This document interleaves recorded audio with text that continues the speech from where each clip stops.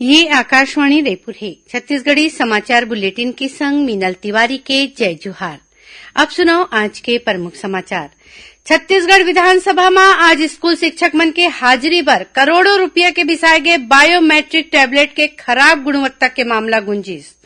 केंद्र सरकार ह ये महीना के 16 तारीख ले 12 ले 14 बछर आयु वर्ग के लइका मन ला कोविड रोधी टीका लगाए के करे हे फैसला।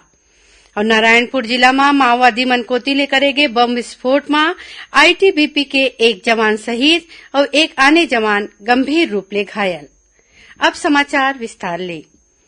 छत्तीसगढ़ विधानसभा के बजट सत्र के 6वां दिन आज विधानसभा अध्यक्ष डॉक्टर चरणदास महंत विधानसभा के समिति कोती ले टैबलेट बिसाए के जांच कराए के घोषणा करीन है।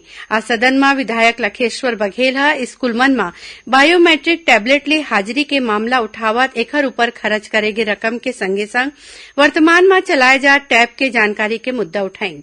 एकर जवाब में शिक्षा मंत्री प्रेमसाय सिंह टेकाम बताइन कि वर्तमान में 7 टैबलेट उपयोगी है और 366 टैबलेट खराब है। ओमन बताइन कि खराब टैबलेट के सुधार साला अनुदान निधि ले करे जा सकत है। ओमन यहू कहिन कि खराब टैबलेट सुधारे नहीं जा सके।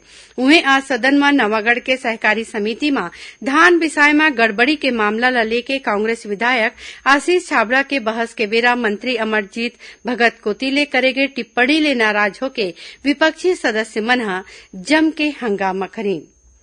संसद के बजट सत्र के दूसर चरण आज ले शुरू हो गए है। कोरोना मामला में कमी के सेती दोनों सदन के बैठका सामान्य रूप ले हुआ थे। बजट सत्र के दूसर पारी के आज पहली दिन राज्यसभा के सभापति एम वेंकैया नायडू सदस्य मन ले सत्र के पहली चरण असन सकारात्मक भावना बनाए रखे के आग्रह करीन। श्री नायडू संसदीय स्थायी समिति के बैठका में सदस्य मन के उपस्थिति कमती होए के जानकारी दिन और कहिन कि सदस्य मन ला ये बैठका में शामिल होइला प्राथमिकता देना चाहिए। संसद के बजट सत्र के दूसर पारी 8 अप्रैल तक चली। ये बेरा में सदन के 19 बैठका होही। केंद्र सरकार ये महीना के 16 तारीख ले 12 ले 14 बछर आयु वर्ग के लइका मन ला कोविड रोधी टीका लगाए के काम शुरू करे के फैसला करे है। बछर 2008, 9, 10 में पैदा हुए लइका मन ला कोर्बेवैक्स टीका लगाए जाही। ये टीका हैदराबाद के बायोलॉजिकल इवांस औषधि निर्माता कंपनी बनाए है। खबर के मुताबिक 14 बछर ले ज्यादा आयु वर्ग के लइका मन ला कोविड रोधी टीका लगाए गे है।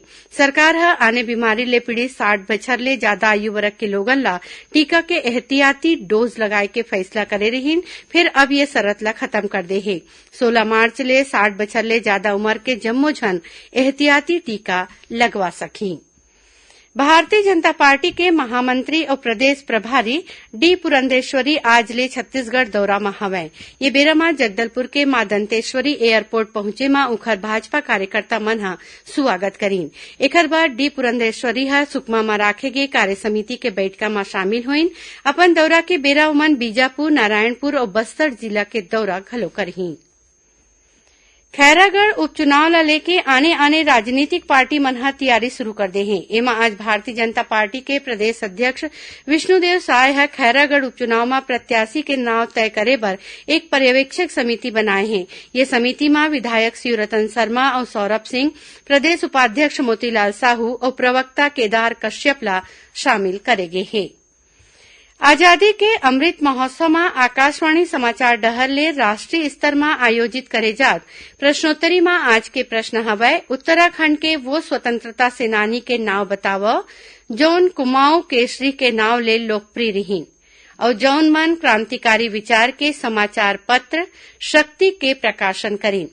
श्रोता मन अपन उत्तर व्हाट्सएप नंबर 8826546262 या ईमेल आईडी damritmahotsav@prasarbharati.gov.in में भेज सकथे। ये प्रतियोगिता पर एक भाग्यशाली प्रतिभागी ला विजेता के रूप में चुने जाही और काली के समाचार प्रभात में विजेता के नाव के घोषणा करे जाही। छत्तीसगढ़ी समाचार बुलेटिन आप मन आकाशवाणी रायपुर ले सुना था। अब आगू बढ़बो बाचे समाचार कोती। नारायणपुर जिला में आज माओवादी मन कोती ले करे गे बम विस्फोट में भारत तिब्बत सीमा पुलिस आईटीबीपी के एक जवान शहीद हो गए। उन्हें एक आने जवान गंभीर रूप ले घायल हवय। खबर के मुताबिक आईटीबीपी के जवान जिला के सोनपुर ले ढोंडरी बेड़ा के बीच रद्दा बनाए के काम में सुरक्षा ला देखत ये क्षेत्र के जांच पर निकले रहीन। यही बेरा सोनपुर तीर बम विस्फोट हो गए, जेकर चपेट में आए ले एक एएसआई राजेंद्र सिंह शहीद हो गए। उन्हें हेड कांस्टेबल महेश ला गंभीर हालत में अस्पताल में भर्ती कराए गए है। एती सुकमा जिला के कारीगुंडम रद्दा में सीआरपीएफ और जिला पुलिस बल के संयुक्त टीम 10 किलो वजनी बम बरामद करीन है। हमार संवाददाता के मुताबिक माओवादी मन ये बम जवान मन ला नुकसान पहुंचाए खातिर लगाए रहीन। ओती कबीरधाम जिला में 2 इनामी माओवादी मन पुलिस के आगू आत्मसमर्पण करीन है। दुर्ग जिला में पाटन के गांतापारा गांव में आज बिहिनिया कांग्रेस नेत्री और पूर्व जिला पंचायत सदस्य जयंती साहू और उखर भाई विमल साहू के घर प्रवर्तन निदेशालय ईडी के टीम छापा मार कार्रवाई करीन। ये टीम में ईडी के डिप्टी डायरेक्टर समेत 7 सदस्य शामिल हैं। ये टीम उखर निवास में बिहिनिया चले दस्तावेज के जांच करत है। ईडी के टीम के संग सुरक्षा खातिर सीआरपीएफ के सशस्त्र बल घलो मौजूद हैं।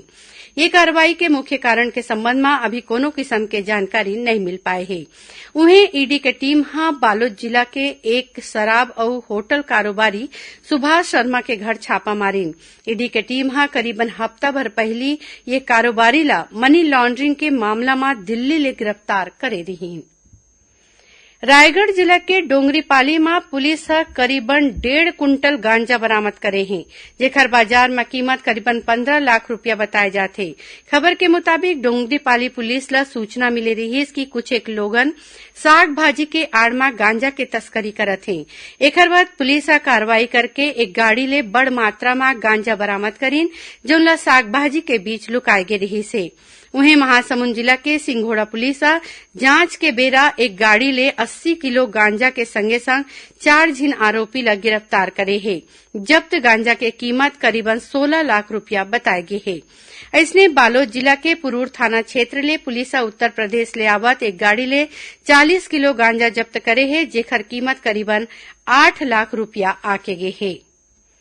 सूचना और प्रसारण मंत्रालय के प्रादेशिक लोक संपर्क कार्यालय रईपुर कोतिले बिलासपुर जिला के रतनपुर में आजादी के अमृत महोत्सव विषय में राखे गए 3 दिवसीय चित्र प्रदर्शनी के काली समापन हुई। चित्र प्रदर्शनी ले जलियावाला बाग नरसंहार के जिम्मेवार जनरल डायर ले बदला लेवैया अमर सेनानी उधम सिंह ला सुरता करेगी। कार्यक्रम में देशभक्ति गीत के संगे संग कतकुन जन जागरूकता प्रतियोगिता घलो राखेगी।